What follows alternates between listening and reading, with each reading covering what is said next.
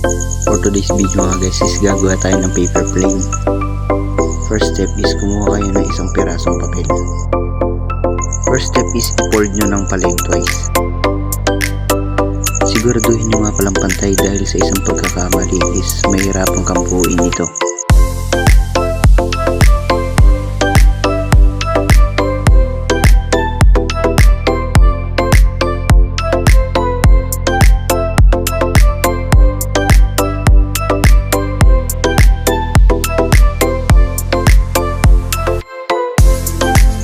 After nyo mag-fold ng lengthwise, magkakaroon ng line sa gitna yan ng which is susundan nyo para mag-fold ng dalawa.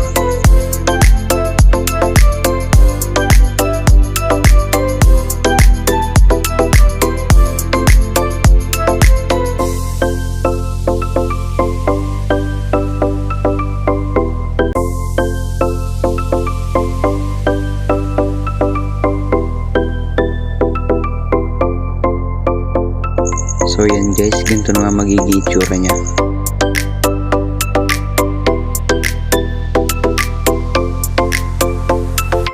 So yan na nga, pag naging ganyan itsura is magpo-fold na kayo sa gitna.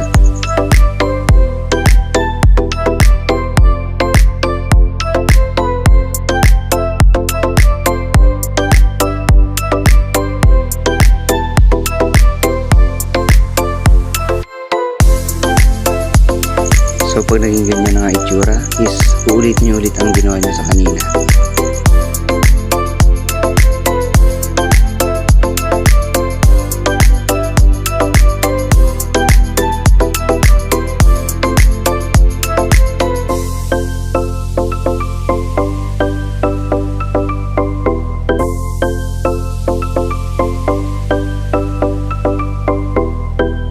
At pag ganito na nga ang itsura nya is pwede mo nang lagyan ng patulis na ganun at para sa ganun yun na magiging hawakan mo. At pagkatapos nga nito is pwede mo na siyang i-fold sa gitna.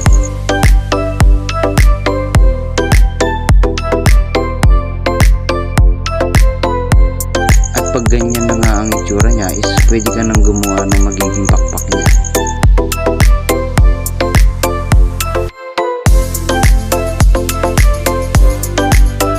Siyempre, gawin din ito sa kabilang side.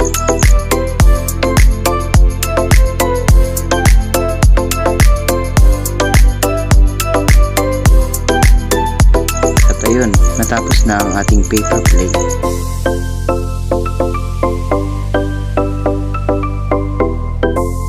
At kung meron kang natutunan sa ating video, mag-like at subscribe ka na para updated ka sa ating susunod na video. Bye-bye!